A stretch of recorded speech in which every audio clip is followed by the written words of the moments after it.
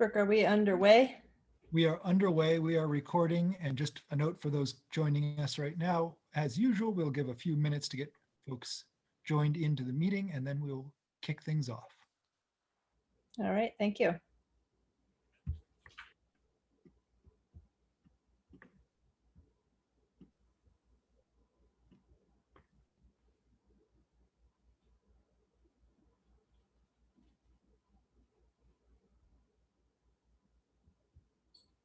And it's possible we might be a low attendance night tonight.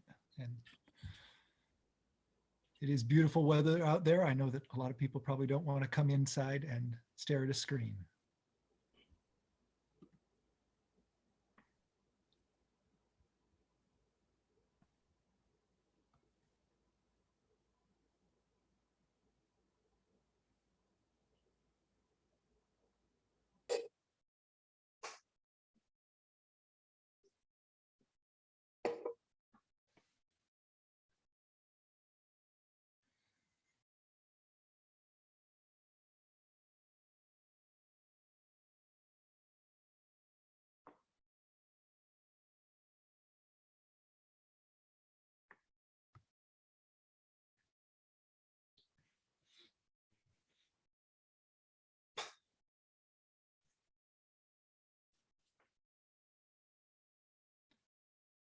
And we're doing our usual wait just a couple moments. We'll get started very shortly.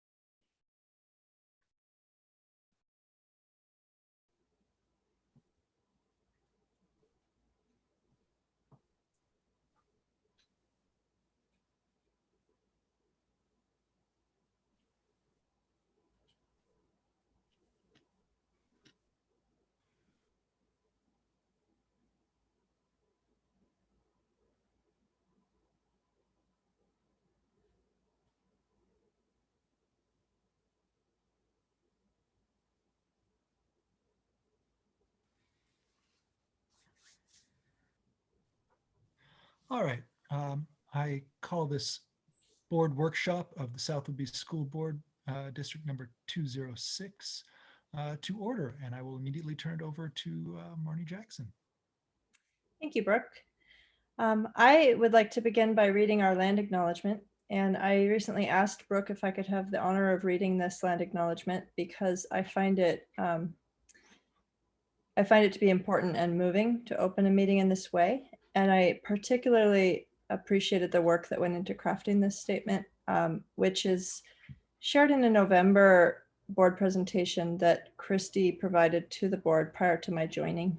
So Southwood School District would like to begin by acknowledging that we gather on the ancestral homelands, originally known as Chakuliche in Lushootseed, of the Coast Salish peoples, on the lands of the Lower Skagit, Tulalip, Swinomish, Snohomish, Stillaguamish, and Suquamish, who have lived in the Salish Sea Basin since time immemorial, and have hunted, fished, gathered, and taken care of these lands. We respect their sovereignty, their right to self-determination, and we honor their sacred spiritual connection with the land and water. Please join us in expressing our deepest respect and gratitude to the Indigenous people of this territory for their enduring care and protection of the land in which we currently occupy and share through the Treaty of Point Elliott, signed by 82 tribes in Mukilteo on January 22, 1855. Thank you. And I want to thank Christy for being one of the contributing researchers to that statement. And I want to just feel for a moment what it means to acknowledge the Indigenous heritage of this place and the tribal relations of this place and the opportunity to understand more about the first cultures of this land that we call home. So thank you, Christy, and others who contributed to this opportunity for learning. And thank you, Brooke. Thank you, Marnie. You do it much better than I do. Give it a lot more understanding and power, and I appreciate that very much. before we get started with this workshop, I want to note the difference between a workshop and a business meeting. At a business meeting, we take public comment on whatever topic the public deems of interest to them. We will take the comment, we will listen to it. Going forward, we will likely respond less unless it's a specific question that is directed at the board or something that we can answer immediately off the top of our head. But in general, we're going to be, in preparation for getting back in person, we're going to be reestablishing the fact that this is a board meeting in public. We want to hear from you, but this isn't the best time to have a conversation. The best time to have a conversation, there are a couple options. One of them is in person or on the phone. The better one is via email, because then the entire board can see what people are talking about and can see the response. And the other way is at a board workshop. At a board workshop, we engage the community in discussion on the topics on the agenda. We have other things we need to get to besides the workshop, so we want to keep things on the agenda as always. So we will be happy to discuss things, take public input and comment on the policies on the agenda. At the end of this board workshop, we're going to be adjourning the board workshop, calling a special business meeting to order, and then adjourning this special business meeting to go into executive session to discuss the personnel matter. That will be at the end of this workshop. But until we get to there, let's get started with policy reviews. First, we have policy 3224, student dress. Andrea, are you taking this? Yep. So we brought these up back in March, and Ms. Phillips wanted to, I believe, lead some of the work on researching what other districts do regarding their dress codes, and then come back with some recommendations to the board to consider in terms of the policy. One thing that I think is important to note, just as we go through our agenda today, all of our policies that we're reviewing are accompanied by procedures. And I think it's important to note that the board sets the policy, but Dr. Moshe and her team develop the procedures. So I would assume, just knowing the relationship that we have with Dr. Moshe, that if there is feedback or things that we would like her to consider, that would be an opportunity. But ultimately, the procedures are for us to know and to be aware of, but not necessarily our purview.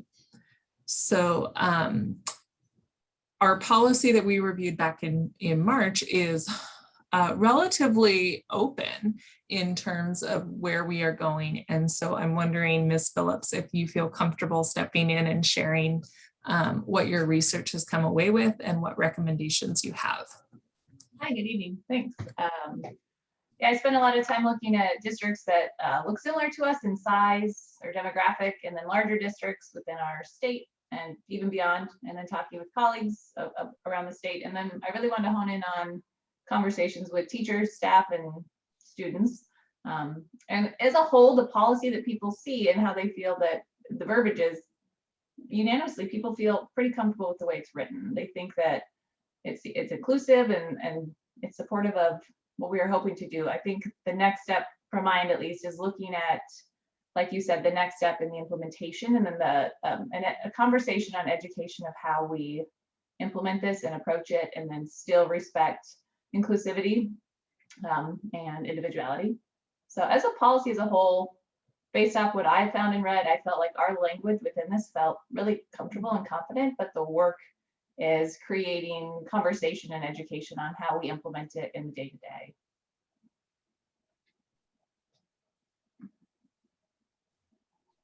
So essentially, we have no recommended changes to the policy itself.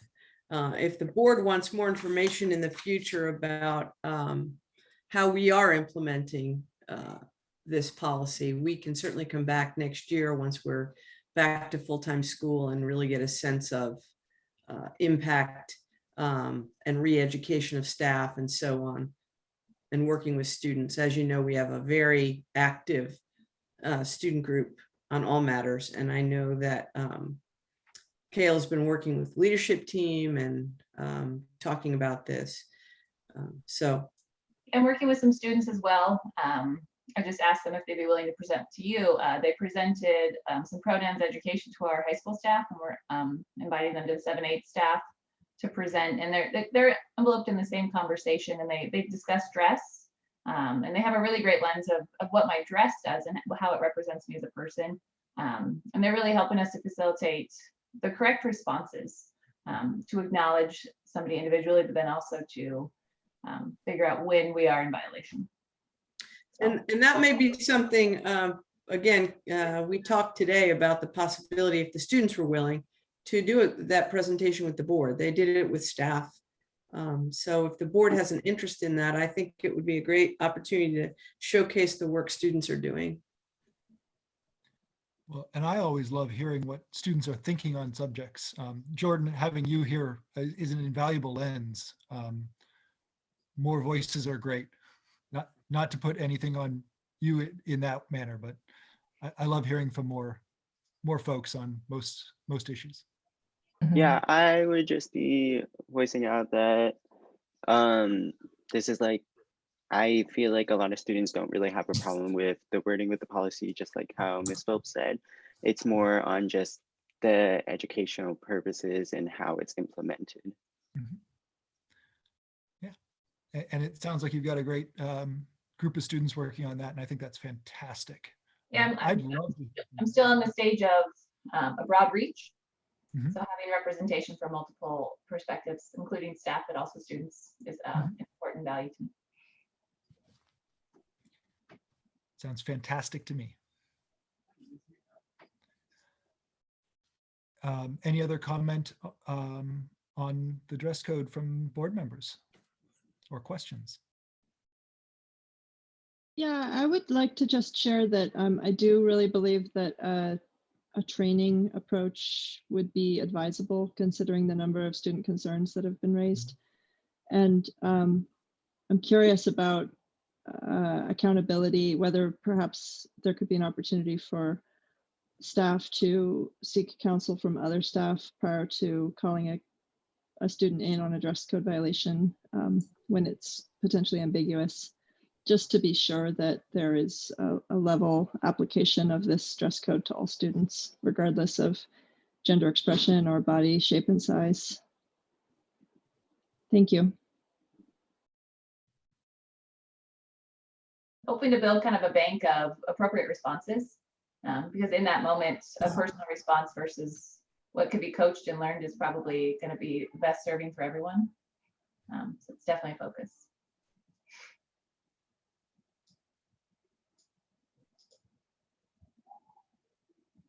Okay, sounds like I'm checking through the comments, but they are on future topics. Yep, and I can answer that one, Brooke, when I talk about it. It was actually something I was going to cover anyways. Excellent. We do have one from Lori Johnson in Freeland who says, "I'm glad you're taking time to get a broad perspective and not moving quickly to just get it done." Thank you for that. Yep. Okay. Okay, so the next one up is our student board representative. And I did notice a discrepancy between our policy language and the procedure. So if you recall, we as a board made the recommendation that we move forward with having 2 student representatives that serve 2-year terms, and that they are on a continuing cycle, so that we have a student member who can guide and lead the new member. And if we look at our policy, it speaks to an annual setting a student representative. And when I read it, I recognized that yes, we are still bringing in somebody, but I'm wondering if we might want to add some clarifying language around the policy that we are annually inviting a member to serve a 2-year term. Otherwise, I thought it was pretty clear cut. So I asked Christy to bring up the procedure around this because I looked at the policy and I agree with Andrea, but what I did was I modified the procedure. Okay. And I'm asking the board to take a look and say, does this procedure meet the policy impact that you're looking for? So I made it a much more open opportunity for students. I extended it to a typically 2-year term. The idea being that you get a student for 2 years, and then in the second year of that term, another student comes on board for 2 years. So the student in their second term then would be helping the student in their first term. I also looked at this and thought, what if we opened it up to rising freshmen as opposed to just juniors and seniors where it was now? Because the board had this in place now since 2012, I believe it is. So, you know, is the board interested in broadening it in you know, talking with Jordan about what is the role and is there something more the board could do? At any rate, so opening it up a bit more and kind of giving guidelines on what the board would like the student to do. But I think it's time that we talk to the student about, you know, what is it that you think would add to this role or make it more meaningful? Damien and I went to a presentation at the last live WASDA workshop, which now seems eons ago. And the students from Anacortes talked about, they do a research, something relevant to the district, and they get credit for it. You know, there's a opportunity for that. That's not the main motivation. They pick a topic and they do research about it and they bring that back to the board. And I think we're starting to get students who have a great deal of interest. They come to your board meetings. We meet with, you know, groups of students who want voice. So I just wonder if there's more conversation.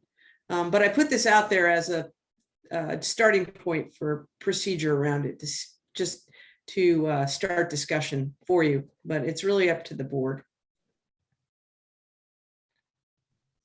Yeah, I wanted to get back to Andrea's point real quick about how I think that I agree with you that the policy language does cover what we want to do, but isn't as explicit as it could be. And I think that while we understand what the intention is, and while the procedure shows what the intention is, it's good to have that codified in the policy also. So I at least think that it would be good to add language about the 2-year term and 2 students at a time. And Joe, I'll speak on your behalf here. I agree with your changes to procedure because as the district shrinks, we don't have as large a pool to choose from any longer.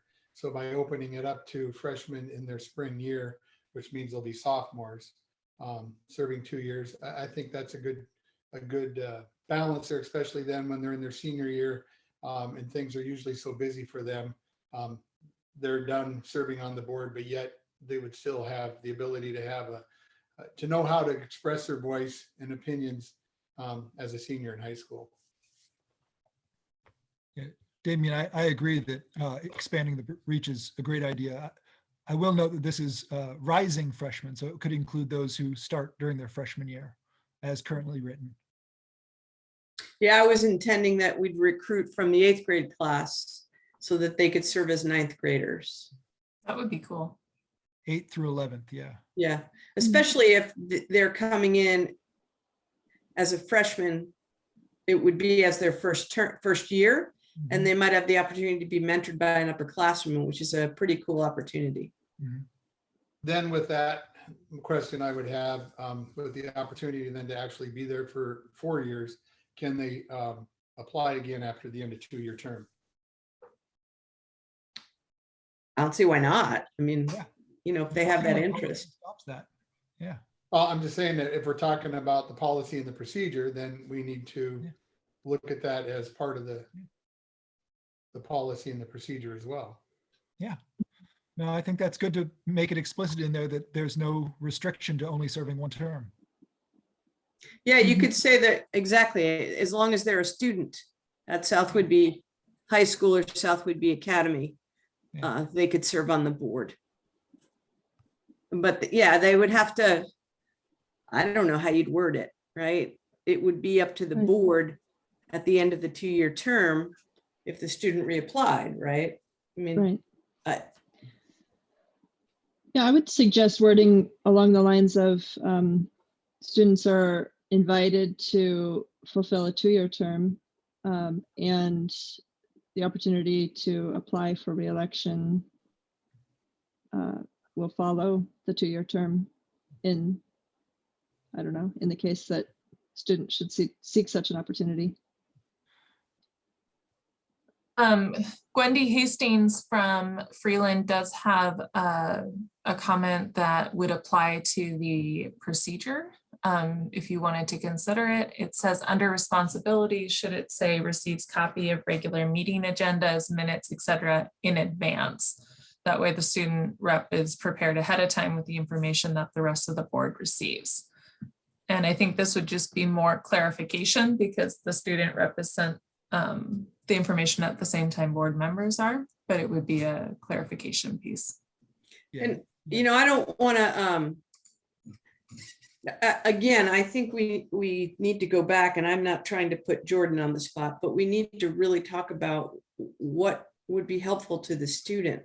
It's a student experience, right? So it's, I don't know, especially this year, it's been sort of this really weird experience for all of us. So I'm not sure if it's a good example of what it means to be in board service, but you know, in the past, we took a road trip down to Olympia during lobby day, and the student had the opportunity to, you know, be on the Hill and talk to lawmakers. And so that, I think, you know, again, I would love, Jordan, if I don't want to put you on the spot, but I would love to hear what would make it meaningful to a student. I think just from my perspective, especially since like how you were talking about how this year has been very different, like all these responsibilities already written out are just go to exactly show my responsibilities, and it satisfies me. So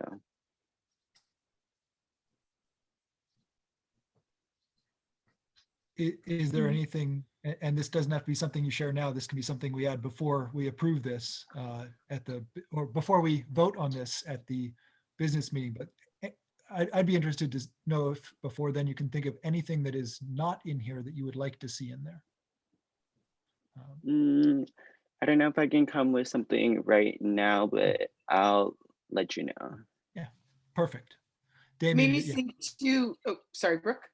Yes, go ahead.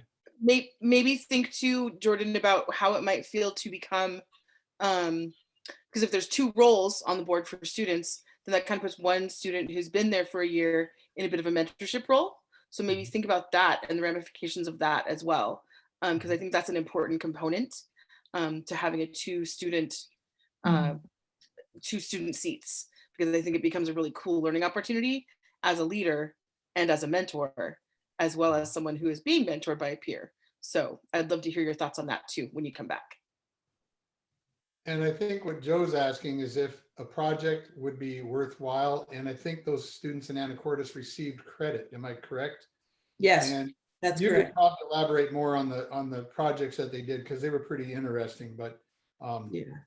Well, you know, they researched, the one that really comes to mind is one student researched the success of students taking, and in our world, we call it algebra versus double blocked algebra. Were they any more successful in doing that, you know, where they received math for, you know, all year long rather than for half a year like we do it. So there was a research project on that, and they followed students over a couple of years to give real input on, you know, what would be beneficial in terms of how these courses were offered. There was another, there were research projects, again, the superintendent and the students met and talked about kind of what's happening in the district that needs more focus and attention, and can you put your mind on that? And that's where that's the one that comes into my mind clearly now from that presentation. But it wasn't busy work. It was a project that the district needed more information on, and they were able to give the students mentorship, access to information, and the ability to really dig into a topic and then present back to the board. And was the other one on school lunch Oh, yes, that's right. It was the quality of the food and the school lunch program. That's right. Yes. It's been a while now, hasn't it? Gwendy Hastings Freeland notes again, with 2 student reps, the 2 reps can share the duties of giving reports. Jordan has done a great job giving updates and reports on the ongoings, so he will be a great mentor. I agree completely. I think having 2 students, particularly in 2 different grades, would be very useful for combining into a report and taking turns or portions reporting. I think it's also one of those things where if a student has particular interest in politics, policy, government, any of that work, there could be research around that. So not to make it more work, but to make it more meaningful. Yeah. And more impactful. What can the student contribute to the operations of the district? Exactly. Because Jordan's a good example of a very patient individual who sat through very long meetings to give his update, and a lot of it was not necessarily relevant to him. So, well, and a lot of things that he's provided valuable insight on when put on the spot by someone inconsiderate like myself. Yeah, well, but again, it's also there is the other side of it, which is the reality of your public service as board members. It's a lot of listening and decision making at a 30,000 foot level. So getting a student's perspective is really critical to the work you're doing. So. Yeah, having that input from Jordan and from the USL students this year has been incredibly valuable to me personally. And on the subject of that 30,000 foot level, I would just advise that in making changes to the policy that we do add clarity by pointing to this recommended term length of 2 years, but that we don't get into adding so much clarity that we constrain the creative possibilities. And so I think the procedure could be a place where things like whether students are invited to reapply for a second term are clarified. Yep. Agreed wholeheartedly.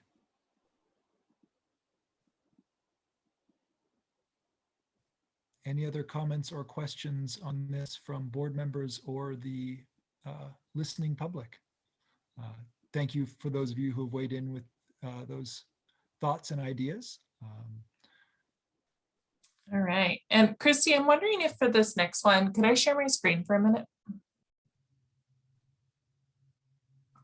Thank you. Do I have the power? I do not have the power yet. Still not yet. There we go. Okay, so for this next one, I thought it would be helpful to just start off because we're going to talk about the changes to the comprehensive sex ed policy for the upcoming school year. So I want to just take us as a whole to OSPI's website, because I think this is where the most solid information can come from about what does this actually mean. We have had some changes in Washington state law, specifically around these specific acts and what we need to be teaching students in order to have a comprehensive sex ed education that is medically, scientifically accurate and inclusive of all students. So what I think is sometimes misunderstood about this is what does that mean and what does age appropriate cover? So if you go to OSPI's website and you can literally just Google OSPI sexual health, and go straight to like comprehensive sex ed education implementation, there's a timeline here that will tell you what is implemented and when. And I'm going to kind of walk through a little bit of what that means. So this year, what we implemented was age-appropriate information about affirmative consent and bystander training. And I think sometimes what people hear when they hear affirmative consent is that we are talking about people consenting to engage in sexual acts. And that's not what this is intended to mean. When we talk about teaching affirmative consent or bystander training, that's really grounded in our social emotional curriculum about just recognizing that we can give consent for someone giving us a hug, or someone giving us a high five, or somebody like wanting to accompany us around or touch our binder or our backpack or anything like that. And so when we think about our little students, like kindergarten through 5th grade, 6th grade, 8th grade, it's really about just talking about how do you say no? How do you ask somebody if they're okay with something?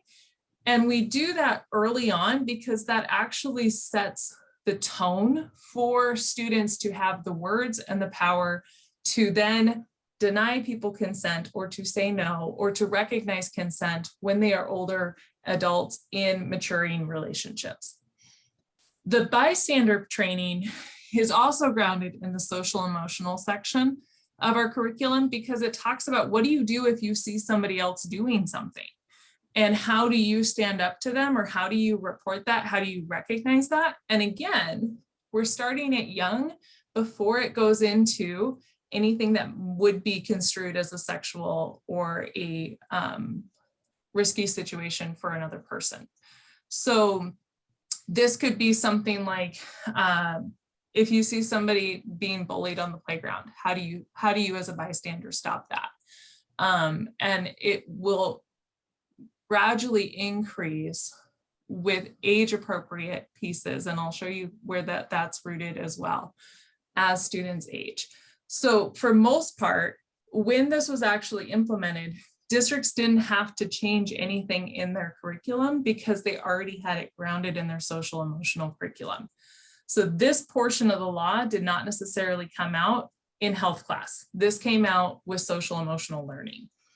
For next year, the pieces that we're looking at is you have to have 2 touch points where you talk about those things. So it could be 2 units, it could be 2 weeks, it could be 2 lessons, it could be twice in a quarter or a semester class. You are talking about that. And you're again looking at affirmative consent and bystander training across the board. And then moving forward from there, we're looking at really clearly saying kindergarten through 3rd grade, there is no sexual health content. It's really so centered in that social emotional learning. The sexual health content starts where, for me, 4th and 5th grade, that was where it always was. And again, it's age appropriate, and then you continue it on through there. So I think that this part of the bill is really helpful for people to understand. The other part that I think is also really good is OSPI has specific curriculums that they have vetted that have said, yes, these meet the standard of the legislation as it fits. And you can get all that information here through their instructional material list. You can look at what was the curriculum review, how does it align to standards, how does it fit within there? And because Southwood School District uses Flash for their curriculum, you can actually go to kingcounty.gov and you can email right here to request free access to the curriculum. And what's great about Flash and why so many districts use it is because not only does it include elementary, middle, and high school, but there's also specific curriculum for students in special education. And that's really important because students in special education, especially those with more severe and profound disabilities, are actually targeted the highest with sexual aggression. And because we oftentimes don't give them this training, they don't know how to say no, and they don't know how to give consent, and they don't know what to do in those situations.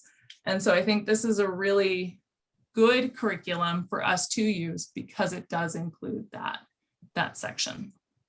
So thank you, Christy.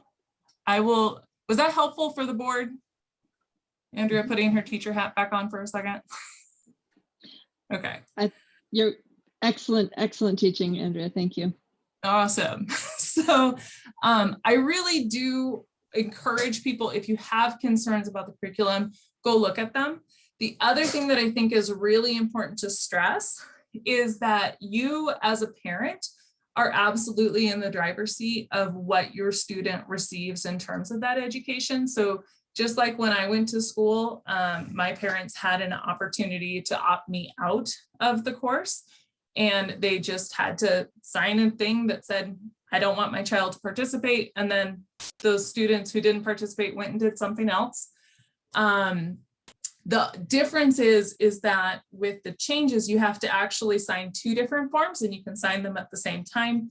The first one is that you are opting your student out of the comprehensive sex ed curriculum as a whole. And the second one is that you're opting them out of the HIV/AIDS curriculum portion. So you can kind of determine what parts you want your student to participate in versus what parts you don't. So if you want them to get the AIDS portion, you can have them participate in that, but you can also pull them from either or. So I think that that's really important for people to understand as we look at this policy. So Christy, can you pull the policy up, please? And the procedure. Thank you. Okay. So here, what we are just doing in terms of the policy is we're bringing it back into alignment with the updated legislation. We are recognizing that abstinence will not be taught to the exclusion of other instruction of contraceptives or disease preventions. This is actually nothing new. The comprehensive sex ed that I went through talked about abstinence as one option. And then we also talked about contraceptives, disease prevention. I think that in no way is that to normalize any of those situations, but more so to give people the information that they need to know so that they can make decisions regarding their own health, right? If I don't know what an STD looks like, or if I don't know what the symptoms are, I may or may not know if I have one.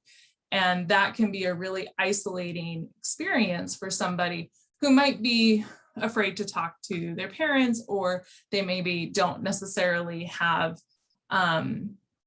access to other resources to help them sort out what's happening with their body. That's also, again, when we go back to why we start teaching consent, bystander powers so early, is that it also helps us build that confidence to be able to speak to that if those situations arise later on when we are older. Instructional materials come from the list provided by OSPI. As I said, Southwood School District was already using the FLASH program. The FLASH program was one of the comprehensive sex ed curriculums that OSPI has already approved. They've done their own research and said, yes, this meets what we need to do.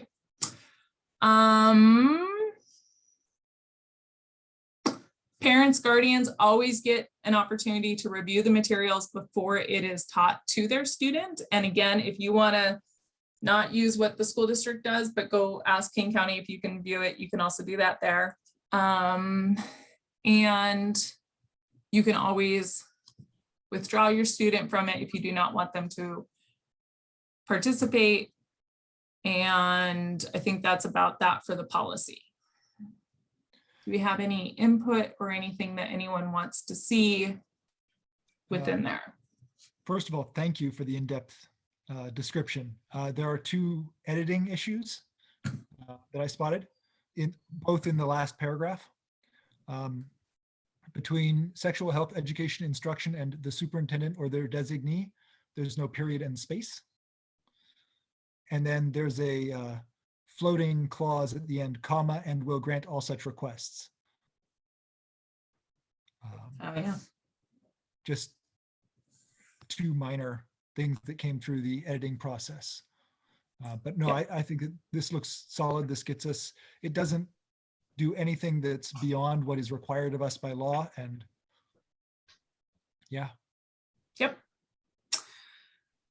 All right. And then on the procedure side, this just really outlines a lot of what I talked about in covered, looking at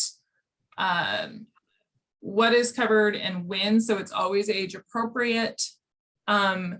There is medically and scientifically accurate. So things like that means like we use the body parts names.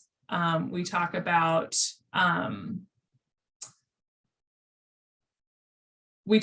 like what are scientifically accurate ways of prevention, right? So like birth control or Also answering, comprehensive. we answer direct questions from students with Yeah. with scientific and accurate answers. And that actually, thank you, Joe, for saying that, because I meant to touch on that. That actually comes from OSPI. And so if you go up to, if you go back to their website, and I can pull it up if people would like to see it, they do have HIV sexual health education resources. And in there, they talk a lot about why we approach sex ed that way. And then they also have tons of resources in multiple languages. So there is a whole bunch in there about just like how you can support that through distance learning. There's the health education standards, the instructional material, there's scope and sequence. So like that's scope and sequence is what they cover and when across longitudinal grades. They have. Andrea, if I could just jump in for 1 second. Yeah. One of the things that I think it's important for the board to remember is that we haven't changed what we're doing because we were already complying with this law prior to its implementation. And vetted the curriculum with parents, and the board adopted it, including the flash curriculum. So this is not new. The policy and the procedures are being updated so that they read in compliance, but we're not changing our curriculum. No, and my intention is not to convey that in any way. More so, I think that these are some resources where if parents want to know more, this is a great place to go. Absolutely. And again, yes, Joe, I appreciate you for mentioning that this curriculum that we use went through the curriculum adoption process and was approved by the board at the time that we moved to that curriculum. And it's been going through its updates as it typically would.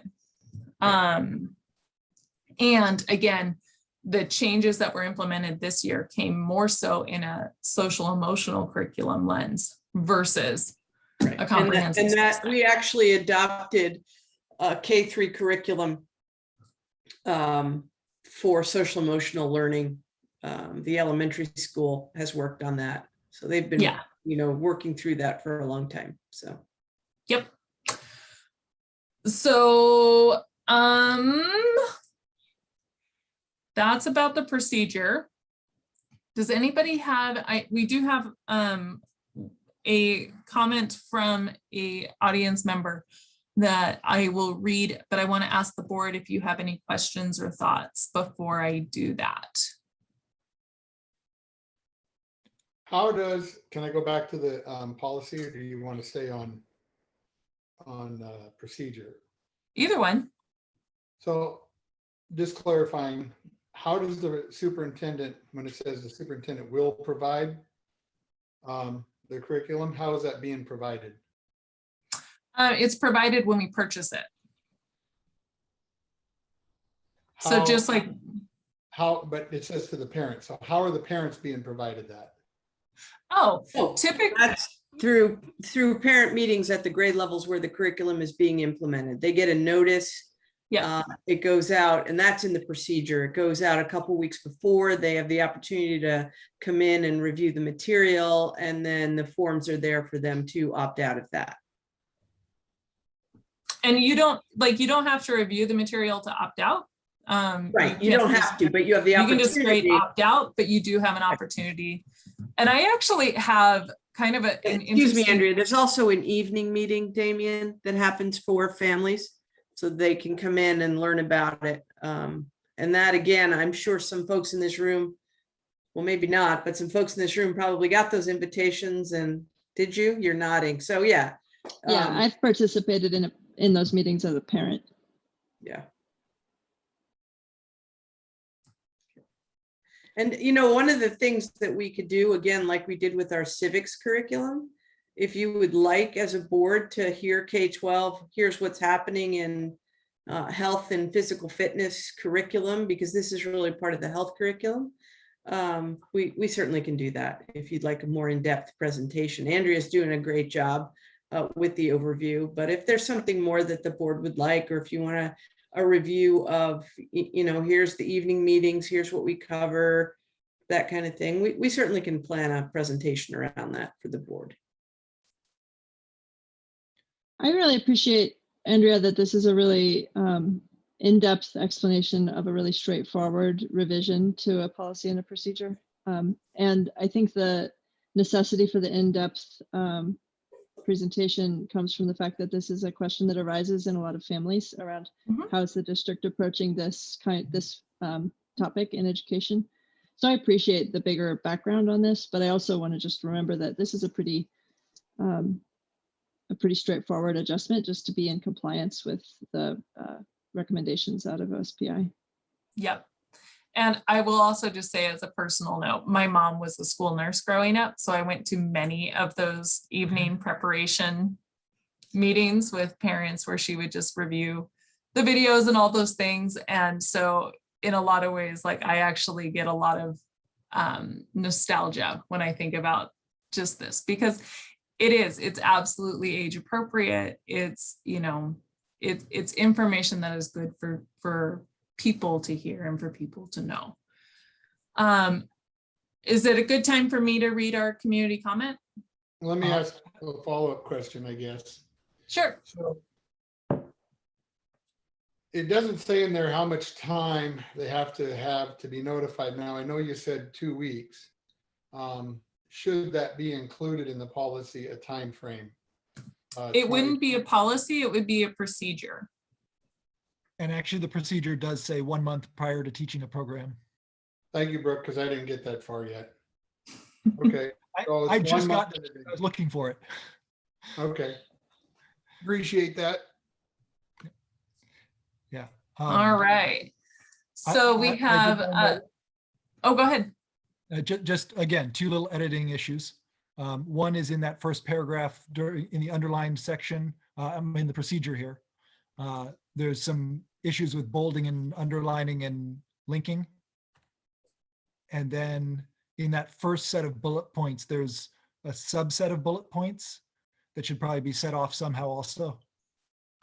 The first 2 bullet points are one list, and then the next several are another list, I believe. So just two quick things to look at there. Yeah, thanks, Brooke. That the bullets really jumped out at me too. So before I read this community comment, I want to just get a little bit of input from the board.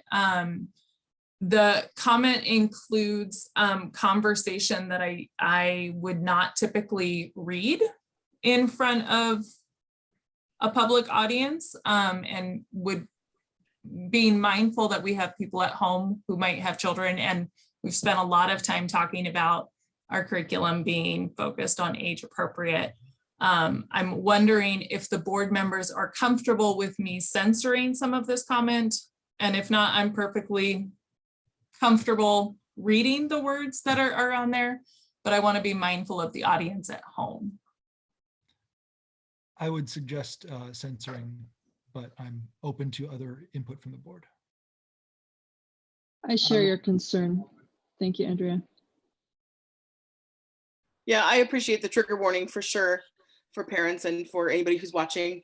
I don't know that it particularly needs to be censored, but I do understand the concept of that. So sure.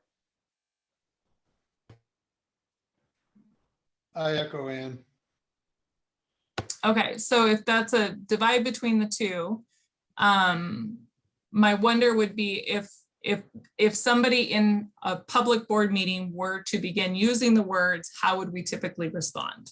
That I may or may not be about to read. I haven't looked at the comments, so I guess I should look. Agreed, that's what I'm doing now. It looks to me like a lot of the comment, if I've got this correct, is pulled from documentation. And so I would say if someone was going to be part of a public meeting and in their 2 minutes or whatever they were given were to read these things, they would be reading them as part of their thing. Again, I don't know that I would ask them to censor themselves, but I do understand the sensitivities. So Andrea, I trust your judgment as you read through this to censor as you need to based on what feels important to you. I've actually revised my earlier statement in listening to you folks and thinking myself that as long as we're using medically appropriate, age appropriate and medically scientifically accurate terms, we've given a warning for anyone in the audience. Yeah. I think the question is what age is our audience? And so maybe this is an explicit invitation to parents to ensure that if you do not want your children hearing age inappropriate language, this would be a good time or sexually explicit language. This might be a good time to find privacy. Damien, any thoughts? I would just say I've read things like that in the paper, so it doesn't affect me at all. Okay. All right. So You're- parents, I'm hoping that if you are not wanting your children to hear sexually explicit language, that you are taking the time to put headphones in, and I'm inserting words so you have time to rummage through your bag to find them and untangle them and plug them in. You're making it much more exciting than it actually is. Why don't we just? I know, but I just, you know, I just don't want to be in the paper about it. So, all right. Lorinda Newton from Clinton stated, I want to ask definition questions and omnit on the sexual health education. Number 1, define abstinence. Comprehensive sexual health education has as its goal risk reduction, not risk avoidance, which it ought to be if you truly care about the student's health. The term risk reduction conveys an attitude that, yeah, we can tell the kids not to have sex, but they won't listen. So we will tell them how to use birth control. You mislead the parents by saying you include abstinence. People who have studied CSE curricula say that the word abstinence is rarely used and often redefined. Often abstinence relates to anything that can't make a baby, such as, for example, King told the committee, one of the program's workshops had redefined abstinence to include French kissing, anal sex, fingering a partner's genitals, mutual masturbation, dry humping, sharing fantasies, phone sex, grinding, sex with clothes on, rubbing bodies with clothes on, masturbating a partner. That was cited from activistmommy.com. How do you define scientifically accurate and whose science? What about the information that is left out? Students are led to believe that recreational sex is safe and STDs are normal. They are not. Miriam Grossman, MD, wrote a book called Unprotected, a campus psychiatrist, thank you, reveals how political correctness in her profession endangers every student. Sentinel 2017. As she met with depressed college students, she discovered that their health classes and the culture had lied to them. 3, define age appropriateness. As reported by the Daily Caller, the new standards require students to learn about gender identity and expression beginning in kindergarten. Beginning in kindergarten, students will be taught about the many ways to express gender. Gender expression education will include information about the manifestation of traits that are typically associated with one gender. Cross-dressing is one form of gender expression. Third graders will be introduced to the concept of gender identity. These children will be taught that they can choose their own gender. Fourth graders will be expected to define sexual orientation, which refers to whether a person identifies as heterosexual, homosexual, or bisexual. They will also be taught about HIV prevention. Children in fourth grade will be told that they can choose their sexual orientation. Fourth and fifth graders will learn about the relativity of gender roles. These lessons are not appropriate for children. These teachings violate the religious belief of conservative Christians, Jews, and Muslims. Will a student be academically punished for rejecting this worldview in the classroom? Parents don't want schools to teach their children values that contradict their sincerely held beliefs. Yes, the state has mandated this type of instruction, but it is wrong and immoral. Identity politics doctrine does not belong in the classroom.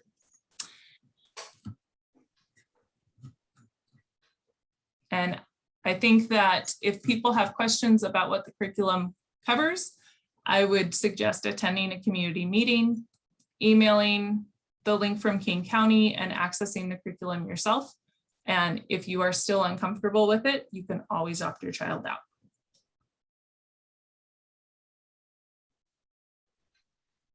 However, I was reading in the procedure, now that I got caught up on that, that if you haven't opted out within 5 days, I'm still curious, is that an unexcused absence then if a parent withholds their child that day? Not if they provide the excuse. Again, this is so we can prepare classes and have a place for a student who is not attending their regularly scheduled class. It doesn't mean that you can't decide on day one that you don't want your child there and that you're keeping them home during that time. But we'd have to know that, and that's the reason. The only reason we do a timeline is organizationally to have time to create another opportunity, so that the child does not feel like they're unable to participate and don't have a place to be. Not that it's necessary, but maybe it might be an easy one sentence just to include that fact that in order to meet material preparation, we are asking where we have included this 5-day notice for that purpose. That's a good idea. Yeah, I like that.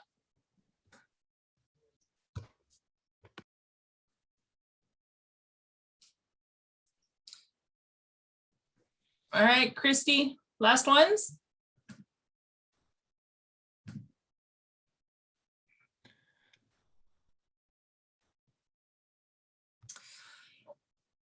Okay, so parent and student rights for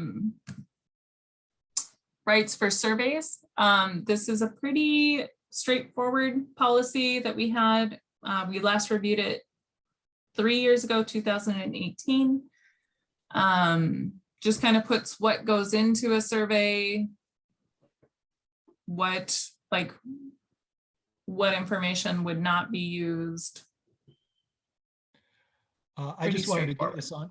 Sorry, Andrea, I mostly wanted to get this on so that we could address the fact that it says parent rather than parent and guardian.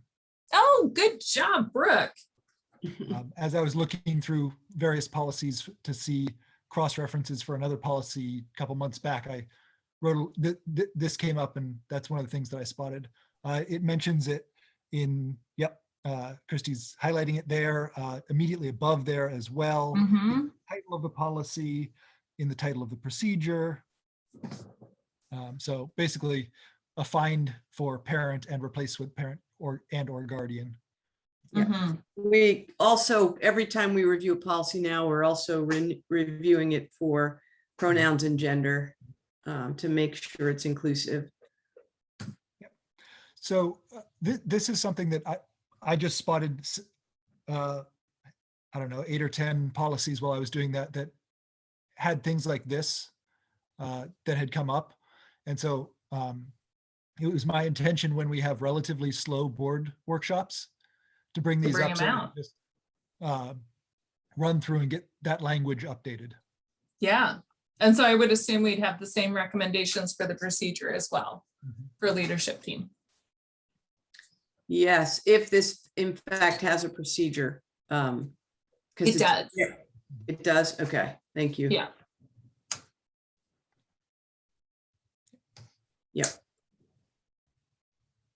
Yeah, so we need to update the procedure as well to be language inclusive. I didn't expect there'd be a lot of discussion about that. I just wanted to get it on the docket to get updated. I appreciate the attention to detail, Brooke. Well, Damien has his wills and shall be's. I've got my parents and guardians and they. And commas, serial commas. commas. Yes, serial commas. Brooke, you're really more about the serial comma. I am.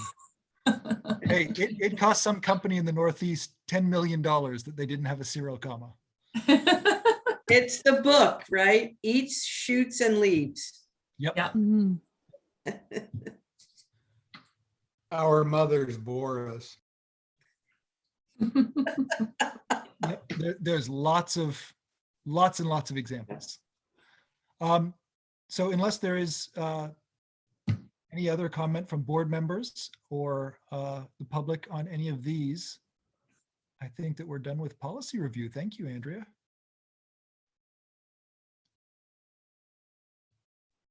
No. Okay. Given that, I will now adjourn the workshop and call to order a special business meeting. This special business meeting is to inform the general public that the Southwood School Board will be going into executive session immediately following this special business meeting. It will be no more than, let's see what time it is, no more than 2 hours, and will be in regards to a personnel matter. Do we have a special link for that? I was looking, but I may not have seen it. Yeah, Christy sent one out. Should be 1 or 2 emails above the link for this one. Okay. And with that being announced and said, I will now adjourn the special business meeting and see you all in the executive session. Thank you.